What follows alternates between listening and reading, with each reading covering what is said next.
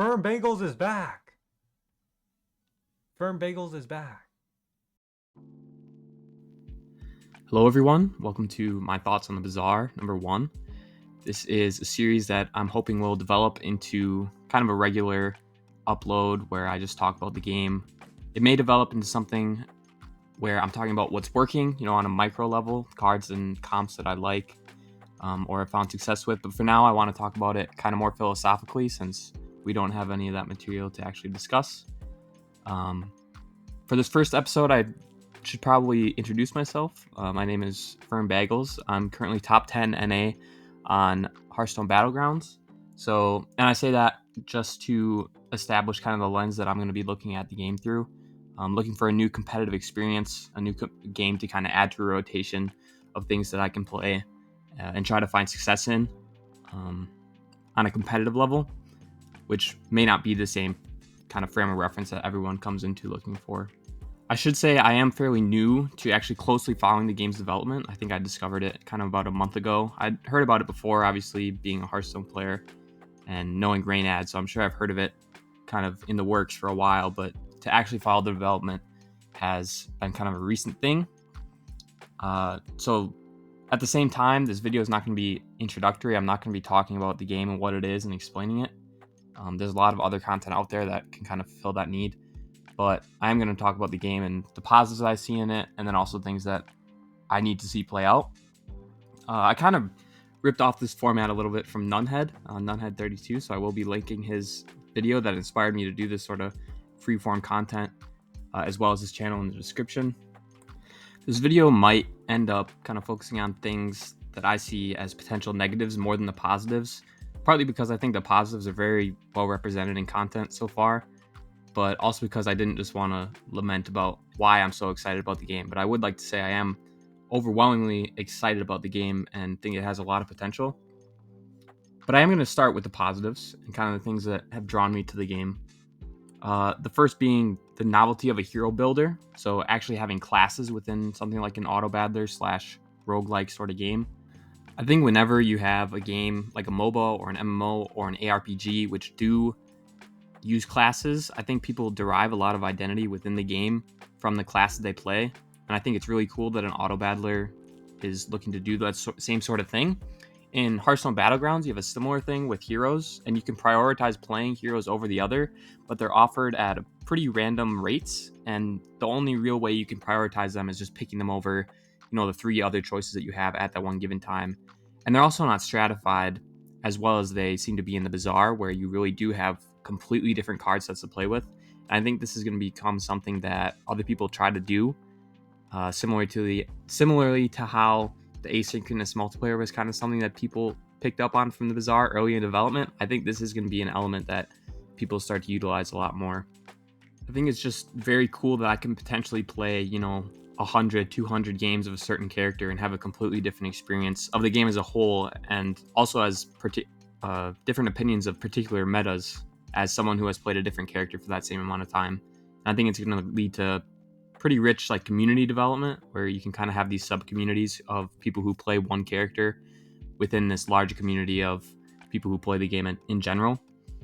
My second point for positives, and I'm not going to stick on this for too long because I think it's pretty well documented and easy to see, is just overall level of polish. The game just genuinely looks very good, and I think that's going to be very important as it tries to attract new players, because people don't really want to be put off by the first impressions. As good as the mechanics or the game itself might be, it is a lot easier to convince someone to give it a chance through, that first initial impression that they get from just seeing visuals, seeing the characters. And I think Bazaar kind of lives up to the standard that really helped TFT or Battlegrounds or Hearthstone in general kind of take off, of just being kind of ahead of the game in terms of visuals. And I think the Bazaar really is kind of the first thing that has really impressed me in terms of living up to that standard and maybe even surpassing it. And the last thing I want to talk about in terms of positives, especially from a philosophical standpoint, is just the power of asynchronous multiplayer. I think the big benefit that people often list is the ability to pick it up and put it down as you want.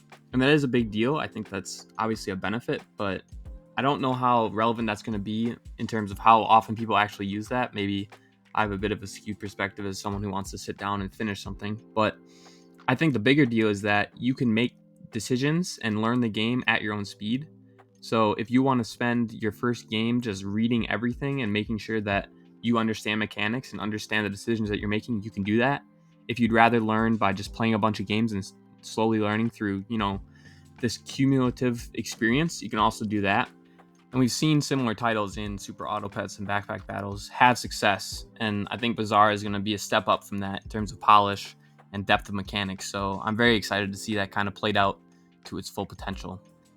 So moving on from the positives into things that I'm not necessarily negative on, but I'm very interested to see how they play out. These are things that I don't necessarily have an opinion on, but I'm interested to see how Tempo handles them as the game develops. The first being lack of card rotations. Reynad has said multiple times that he intends for the game to be built upon and that they have no real plans of rotating cards out. And I think this does immediately bring up this concern of bloat, where eventually card pools become so diluted that strategies or archetypes don't feel very cohesive and they don't feel very consistent in runs that you're getting. Again, this is not a negative necessarily. I don't think the philosophy is in theory bad, but I am very interested to see as the game develops how that actually works out. Because I don't think set rotations are done just because, card games want you to buy the new packs. I do think it's done for, kind of ease of design and to allow more design space when the game just becomes so massive that you kind of need to clear out the space so that you can add something else without being worried about interactions that you haven't thought of. Again, just very interested to see how that philosophy pays off and what exactly that looks like. Another aspect would be game balance between heroes. I mentioned that the fact that there are heroes is one of my biggest positives, and you can main a class essentially and get really good at that one class. But I do think it's somewhat important to have relative balance between the classes, because it would feel pretty bad to feel like you're incentivized to play one specific class because it's meta, because it's good. And especially considering like ranked ladders, I think it would be really bad to have, these mono class ladders where the top 10 is all one class and you feel like you're at a disadvantage just for picking the character that you actually like. So if they can strike that balance, I think the hero idea has great potential. But if they can't, I think there are negatives to be seen there. Obviously, there are solutions like class-specific leaderboards. So maybe you're the best dually in the world and that's your achievement, whereas the best pig in the world compete with other pigs. But I don't think that's the most elegant solution. I think ideally you would have kind of class parity, even if it is just to the point where there's like one person who's good enough to push that kind of non-meta class up into the top of the leaderboards. I think even if you have that level of balance, I think it's a really good measure to have. And this last kind of in the middle point that I'm going to bring up is kind of related to this last bit, where I've seen a lot of people say that there is going to be no meta in the Bazaar, that it's going to be so complex and so based on, kind of random decisions that you have to make or random items that are presented to you and then you have to make the most out of. And I do think the Bazaar has the potential to be very meta resistant, in the sense that maybe it won't feel as solved as, traditional card games like, standard Hearthstone, where, you net deck something, you figure out it's the best, and then that is the best thing to do. The Bazaar won't be like that, but it still will be like other auto battlers, like, say, Hearthstone Battlegrounds, where even if the game is somewhat unsolved, you have a good idea of the best comps to aim for. People will be able to give you reasons for doing certain things at certain times, and that is all meta. So, and I don't think this is something that Reynad truly believes, that there is no meta. I think he's talked that, of course, there will be things that are better than others and things that you should aim for that are better than others. But I do think people should, if you think you're going into this game thinking it will never be solved to any extent, I definitely think you should temper your expectations. But I do think Tempo has a very unique opportunity here, where if they make adjustments at pretty regular timings, maybe even small adjustments to things that might be a little bit too prevalent, I think they have a very good opportunity to make a game that feels like there's no meta, where even if you establish rules as to what is best in any given scenario, you still have to really think about every opportunity put in front of you as a unique opportunity and a unique play state. And at that point, it kind of feels like there's no meta and there's always something to be learned. The last portion of this video then is going to be a few things that I'm kind of concerned about, not necessarily as things that I think are guaranteed to push me away from the game, but things I'd like to see how it play out in the game. and be convinced that they work as systems. The first being crit chance as a mechanic slash stat. I don't really think this fits into the philosophy that Raynad has kind of laid out in terms of RNG. I do see it as a positive kind of thematic addition, especially after seeing the Vanessa video. I can see how it would be useful to have that mechanic as an archetype that just fits in with her character. But in terms of a mechanic in an auto battler, I don't think it's very necessary or kind of beneficial to the game.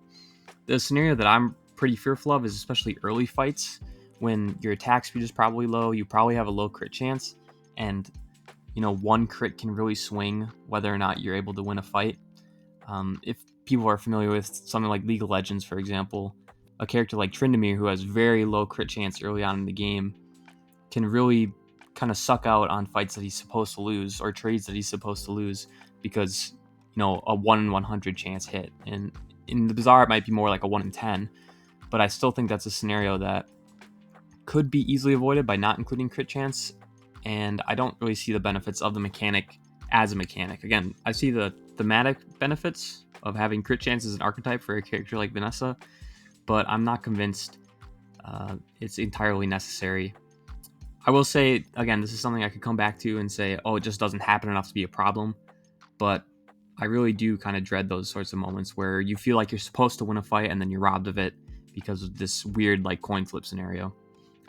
The next thing that somewhat concerns me is the lack of skill-based matchmaking. This doesn't concern me for the reason you might assume it does. Some people argue that the new player experience might be hurt by this and that they will be deterred from actually getting better at the game because they'll just be playing people that are on average better than them pretty much the whole time they're improving.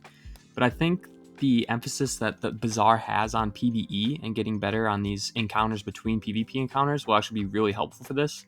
And I don't think it's a big deal for new players to do a little bit worse, on ladder. I do have concerns though about what it means their ranking system looks like.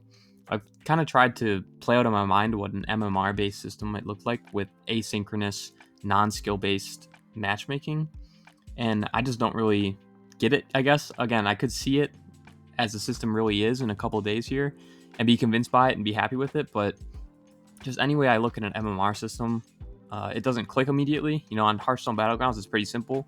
You have a number that accumulates, and if you have a higher number in lobbies with someone that is lower ranked, you just have less MMR gains because you're relatively stronger, so it should be harder for you to climb even further.